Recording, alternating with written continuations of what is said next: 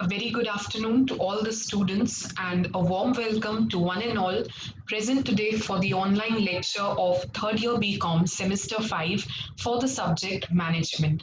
Now students, you know already that we have been discussing all about the second unit of management that talks about knowledge management. In the previous lecture, almost we had came to the end of the unit. We have discussed all about knowledge management to begin with the meaning of knowledge, the different types or the forms of knowledge, the meaning of knowledge management, how does the information value gets transformed to the knowledge value, the different goals, the different features of knowledge management. We discussed the different methods of how would you acquire the knowledge in an organization, the process of knowledge management, the value and the benefits of knowledge management. In the previous lecture, we came to the end of the unit by discussing the implementation of knowledge management. We had talked about how the knowledge management, what you have studied so far, gets implemented in an organization. We had discussed how, first of all, an organization decides the objectives that proves to be the basis, the standards to measure the performance of knowledge management. We were to design a knowledge management system out of all the different alternatives. The best design or the best system of knowledge management had to be selected that would enable the right information to the right person at the right time. We also saw how we had to compare the actual information or the actual performance with the set standards. That is to say, we had to collect information about actually what has been achieved with the objectives that were set as standards before, and thereby on comparison we used to come to know whether there is a shortfall being traced out or whether we have surpassed our expectations. In case there is a poor performance, the areas had to be traced out, and thereby we had to take corrective measures either by bringing a change in the objectives because they may be unrealistic and not practical, or we need to bring about a change, a modification in the design of knowledge management which we had set. So, students, I hope that in the previous lecture you had got an understanding about this topic as well. In the previous chapter, I had not only explained you this topic, but we had also revised and had a quick glance on all the other topics which we have done in this unit particularly. Students, for today we are going to study the last topic for unit number 2 that talks about aligning knowledge management with the intellectual capital in an organization. With this topic and with this lecture, we would come to an end to the second unit of management, that is knowledge management, and from the next lectures onwards we shall begin with the revision of the two units we have done, also followed by a quiz. So, students, let us begin with the discussion of this final topic on the second unit. In this topic, that is to say, aligning knowledge management with intellectual capital, we are here to study two topics. In your syllabus, it covers two different topics that you have to cover in this broad area, that is the knowledge chain, and you have to understand the knowledge management applications. So we shall be understanding both the topics today, that is to say how one can align the knowledge management with the intellectual capital in an organization. So you need to understand the knowledge chain that is followed and the knowledge management applications that are being used. There are some four basic links that you have to understand in both the topics. So let us begin with the first topic right now, that is to say the knowledge chain. So we would be understanding all about the first topic now. The knowledge chain is a series of interactions that constitutes an organization's cycle of innovation.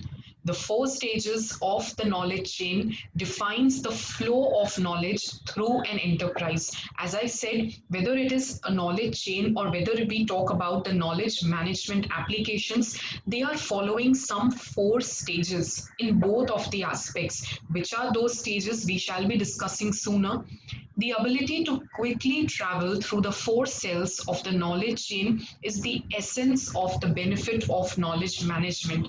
So basically, the knowledge chain and its four cells, or I can say the four stages that you can see, an organization has to very quickly travel through all those four cells very effectively so that it enables to get the benefit of knowledge management. It has to surpass through all the stages very cautiously, and thereby it will help use the benefit of knowledge management for increased organizational performance. And as you can see, the four links in the knowledge chain that determines the uniqueness and the longevity of any organization are: number one, internal awareness; number two, internal responsiveness; number three, external responsiveness; and number four, external awareness. You can also see on the right hand side in the diagram how we are going to talk about both the awareness as well as the responsiveness, not only from the internal but from the external aspect as well. So that is to say, you can yourself make the change, namely internal awareness and internal responsiveness, similarly external awareness and external responsiveness. In this particular topic, students, that is to say in the knowledge chain, you need to understand four different levels of this chain, four different stages through which an organization has to travel so that it benefits from the knowledge management. It would help increase the longevity, help the organization survive in this competitive environment only when it makes use and passes through all the stages individually. It is not that only one stage is of utmost importance, but as an organization, you have to pass with each and every quadrant, with each and every stage that you see very effectively and very quickly as well. And that is to understand in this entire topic. We shall be discussing each of these four links that you see in detail right now. So let us begin. And before that, you should pay into mind that internal and external, by these words we are talking about the internal awareness, the internal responsiveness within the organization. Well, if I talk about external, we are talking about the awareness, we are talking about the responsiveness outside the organization, that is to say, that is beyond the control of an organization. So let us begin, students, with the first one. It is to say internal awareness.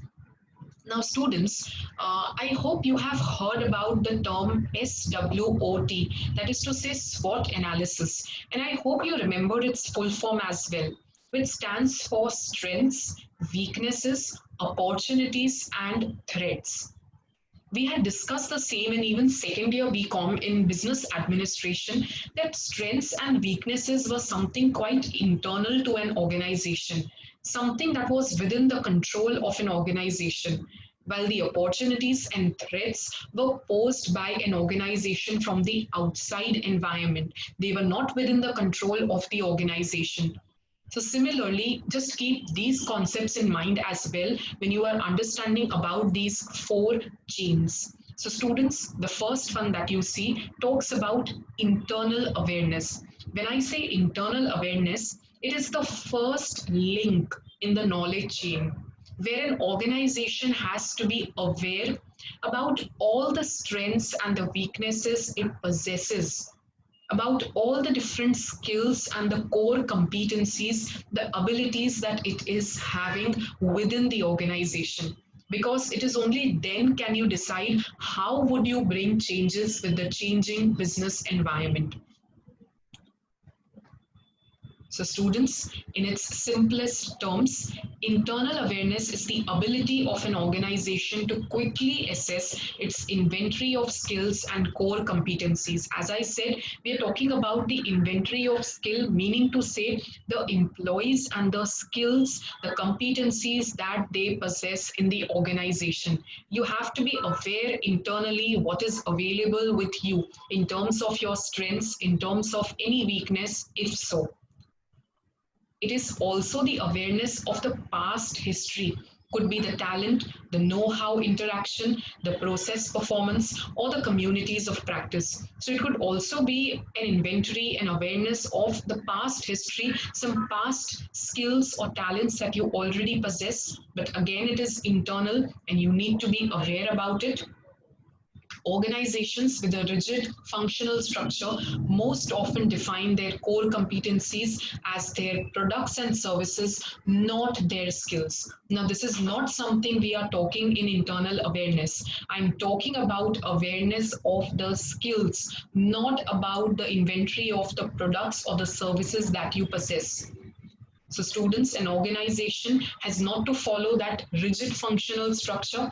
Rather, it should have such a structure which is getting itself aware about the skills, the competencies available internally in the organization. So you need to understand what is done and a focus on what is possible.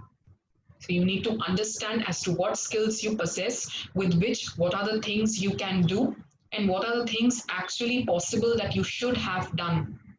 So I hope you understood the first link in the knowledge chain, that was internal awareness. So students, what shall be the second chain now? It will be internal responsiveness. In the entire topic of knowledge chain, whether internal or external, you have been understanding two words repeatedly. First being awareness, and the second being responsiveness. Why did awareness come before? Because once you are aware about what is there with you in terms of skills, in terms of talents, or the core competencies, it is then that you have to start beginning responding the same. You cannot just be aware about your skills and then doing nothing. You need to respond also to the same. You need to bring changes with the changing environment based on what you possess internally. Otherwise, whatever skills and whatever competencies you possess will be of no use at all. So that is all what is talked about in the second chain.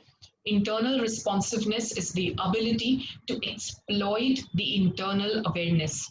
An organization may be well aware of its strengths and market demand, but if it is not able to adequately effect the change within itself quickly enough to meet the market requirements, its competencies are not relevant. If I say you in simple terms, in the first chain, you understood, you became aware about the skills you possess. So in this second chain, you have to now respond the same. Whatever strengths you possess, need to make use of it to bring the changes based on the changing market environment. You have to meet with the market requirements. You have to make utmost use of your strengths, and if there are weaknesses, you also need to remove the same. Thereby, you need to become internally responsive as well. Otherwise, as I said, your competencies would be not at all relevant, would be of no use. It considers how quickly the competencies can be translated into actions, whether you bring a new product to the market or you are satisfying or responding to a customer need, whatever the case may be, it is done when you actually start responding to the skills, the competencies that you possess. They have to be translated, they have to be converted into actions, cannot just remain on paper. So it must be stressed that successful knowledge management is the coordinated ability to exercise internal responsiveness based on what is known via continuous awareness, that is to say, both external and internal, and perception through all the levels and functional areas. So basically, it is trying to tell you that a successful knowledge management is actually possible when you are exercising internal responsiveness. You are already aware now what you possess internally, whatever skills you possess, whatever competencies you possess. Now you have to work for the response towards the same. So students, I hope you understood with the first two leads in the knowledge chain, the first two links, that is to say the internal awareness and the internal responsiveness. Number three, now what we are going to study is talking about external responsiveness. You studied about internal responsiveness, so that was pertaining to within an organization internally. What changes can you brought about internally considering your strengths, considering your weaknesses. Now we are talking about the external responsiveness.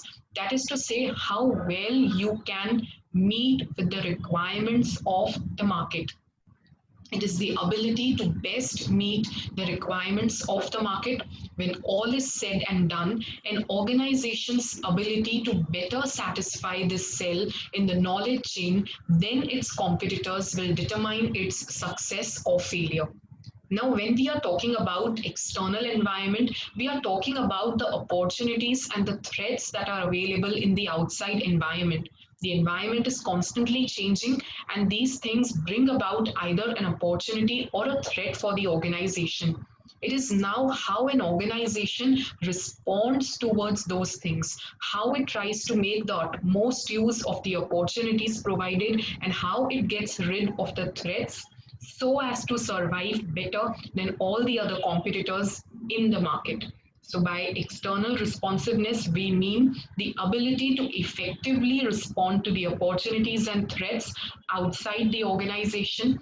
Definitely, it is giving you the essence of competitive advantage. How better can you respond to the changing environmental conditions? So I hope that I'm making myself very clear. In knowledge chain, we have understood why knowledge chain is important to make the most beneficial use of knowledge management. We have started with the discussion on 4 links to knowledge chain. First one being internal awareness, to become aware about the skills, the competencies that you possess within an organization. Number 2, internal responsiveness. How well can you respond based on the strengths and the weaknesses that you possess? Number 3, the external responsiveness. How well can you respond towards the opportunities and threats which are posed by the outside environment and thereby achieve that competitive edge? So students, it brings us to number 4 now, that talks about the external awareness. Just as we had the internal awareness, we also need to take consideration the external awareness. That is to say, be aware also about the things that are taking place in the outside environment. No matter they would be giving you opportunities or they would be giving you threats, but you need to understand the changes taking place in the outside environment. By the changes, I mean it could be the changes relating to the products and services, could be regarding who your customers are, what do they want, who are your competitors, what are their strategies, what is the trend going on in the market, government laws, could be the relevant market forces, but very importantly, they are existing outside the organization. You have least control over these factors, but still, as an organization, have an awareness about the same.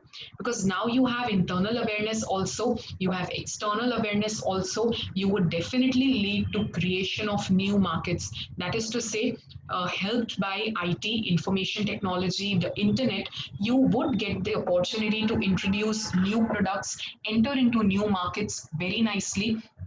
One example I have put up over here of Amazon, that its ability to capture the buying trends of many book buyers and then use these to suggest the books with similar themes and authors, is the very essence of external awareness coupled with external responsiveness. You need to understand what your buyers want. You need to understand the trends going on and thereby focus on those products which can satisfy the customer's needs. So these provide you a testimony to what the markets need today or yesterday rather than what it will need in the future. In the worst case, it provides only the answers that the market thinks you want to hear. So students, I hope that you understood with what we have discussed pertaining to the first topic, that is to say, knowledge chain. We have understood 4 different links to a knowledge chain, beginning with internal awareness, internal responsiveness, external responsiveness, and external awareness. To sum up, I can say that, as I also mentioned in the beginning of the lecture, that success will not be gained by excelling in any one of these quadrants. Any one of these link cannot be just passed by an organization. You have to do it with proficiency in each and every stage. Most importantly, measured by the speed with which The knowledge flows through these four links. We mentioned in the first slide as well. It is all about how quickly do you pass through these stages one by one. This flow of knowledge across the links is about the connections that exist between the bodies of knowledge, the actions taken, and the knowledge known, knowledge seekers, and the knowledge providers. So, students, this was all for the first topic in aligning the knowledge to the intellectual capital. We have studied about the knowledge chains, where we have studied about four different links in the same. Moving on, as I said, the last topic covers two aspects basically. The first, which you have already understood, talking about the knowledge chains. The second talks about the knowledge management applications. If you remember, students, in one of the lecture previously, we have talked about a cycle of tacit to explicit knowledge, and again coming back to the tacit or the implicit knowledge itself. We had studied about the double spiral movement of the same. I had explained you some four modes even at that time. But that was a question on how the information of an individual gets converted to an organizational knowledge. Now we are going to understand some four modes that would explain you the application of knowledge management in an organization. So the four applications of knowledge management, that is basically based on how the knowledge is shared in an organization. Of course, it would help you in the decision making and innovation, but these are the four applications that we shall understand of knowledge management. How is it applied in an organization? So as you see, it can be shared through intermediation, externalization, internalization, and cognition. Even in that answer of converting implicit to explicit knowledge, we had talked about externalization and internalization to a bit. But intermediation and cognition is something new that you would be understanding. These applications are affected across all the bodies of knowledge, ranging from the explicit to the implicit.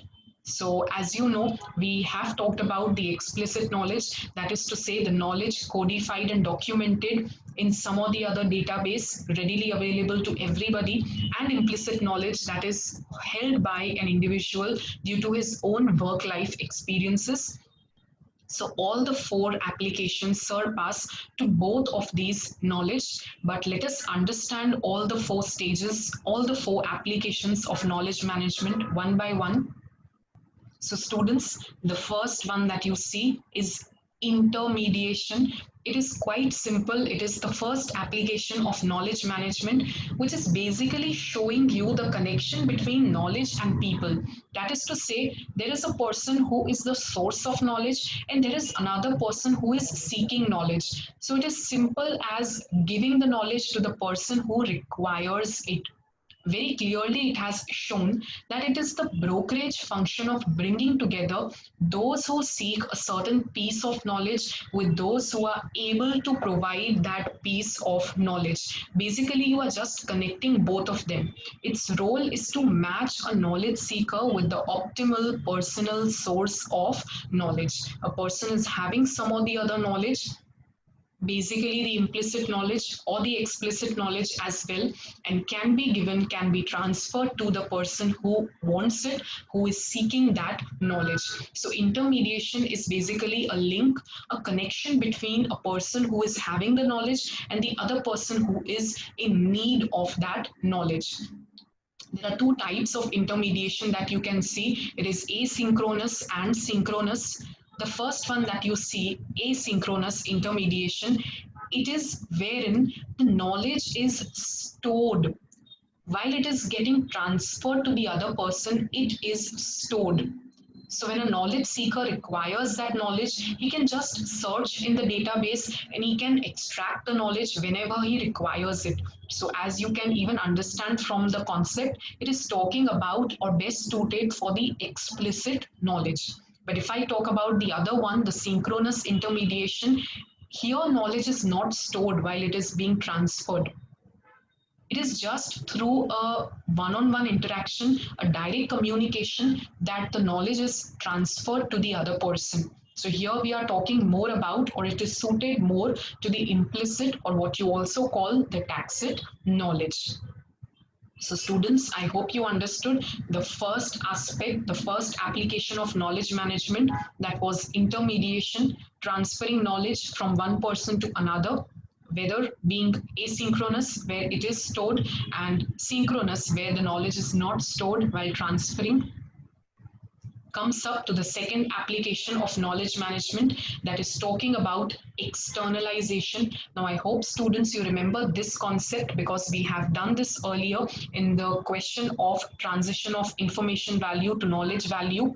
We had understood about externalization, which was nothing but converting the implicit knowledge that is stored in the minds of people into the explicit knowledge, that is to say, to codify that knowledge, articulate that knowledge, or to store it in some or the other database. So, where intermediation was a connection between knowledge and people, externalization is a connection of knowledge to knowledge. You are capturing the knowledge and you are storing it in an external repository. It could be in some or the other framework, but it can be easily available to anyone in need of it. You basically have to capture and you have to store the knowledge. It could be stored in any form. We have discussed earlier also. It could be a document, it could be a database, it could be audio, video, media file, anything. Based on the knowledge that you are storing, you can select any form of storing it. Also, you have to classify, or you have to organize that knowledge so that whenever it is required by anybody, it is easily available to that person. It is easily digestible to the knowledge seeker in the most efficient way. And as we are always talking, that right person should be able to avail the right knowledge at the right time. So students, we studied the first application, intermediation, connection between knowledge and worker. Number two, externalization, connection of knowledge to knowledge. Number three, now students, we shall talk about internalization. Even this you have studied in the previous answer. It is connection of knowledge to query. That is to say, you now are extracting the knowledge from the repositories. That is to say, the explicit knowledge that is stored in some or the other database will be extracted, will be retrieved by you, and you would filter it in your brains to provide you personal relevance. You are basically making use of that explicit knowledge. You are either practicing that so that the explicit knowledge now becomes a part of your implicit knowledge that is very well stored in your brains. Closely tied to an externalized knowledge base, internalization reshapes the knowledge base specifically to address the focal point of the query issuer. So basically, it is to make use of the knowledge that is available in the form of explicit knowledge, practice it, learn to do it, and thereby make it a part of your implicit knowledge. Students, coming to the last topic for the day, the last topic for this unit is the fourth application of knowledge management, that talks about cognition. It is linking of knowledge to process. If I give you a quick recap, the first application was intermediation. It was a link between knowledge to worker, to give the information to the one who needs it from the one who actually possesses it. Number two, we studied about externalization, that is to say, a link between knowledge to knowledge, implicit knowledge to be stored in some or the other database and thereby converting it into explicit knowledge. Number three, you studied about internalization, that was knowledge to query. And number four, cognition, that is knowledge to process. In all the three applications mentioned above, whatever knowledge you have gathered will now be put to action, will now be used to take some or the other decisions. Because ultimately, we have studied earlier also, knowledge has to be implemented. You cannot just keep it with you. So it is the process of making or mapping the decisions based on the available knowledge. Cognition is the application of knowledge that has been exchanged through the preceding three functions. It is highly proactive, and basically you are just applying experience to determine the most suitable outcome to an unprecedented event, opportunity, or a challenge. Basically, whatever knowledge you have gathered up till now, you are making use of it, you are putting it into action to take a good decision to solve your problems and thereby enhance the organizational performance. So, students, with this, finally, in today's lecture, I put an end to the second unit of management, talking all about knowledge management. We have talked about all the contents to be covered pertaining to the syllabus of knowledge management. And even in this lecture, we have covered the final topic, that is to say, aligning the knowledge to the intellectual capital. We studied the two aspects of the same, first being the knowledge chain, and the second being the knowledge management applications. You have studied all the four links in the knowledge chain and all the four applications of knowledge management. I hope I was clear with the same. Sooner you shall be getting the notes for the second unit as well, just like the first unit being provided to you. Even I shall be giving you the notes for the second unit in the Google Classroom.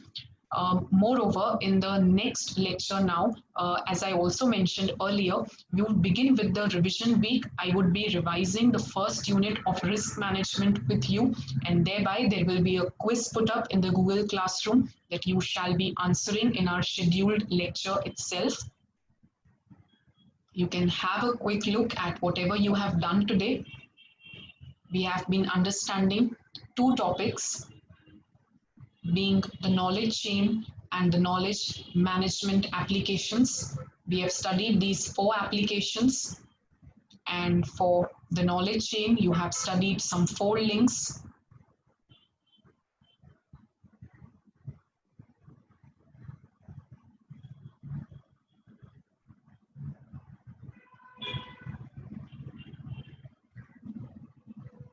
I hope now you understand the entire picture and all the four quadrants, how they are linked to each other.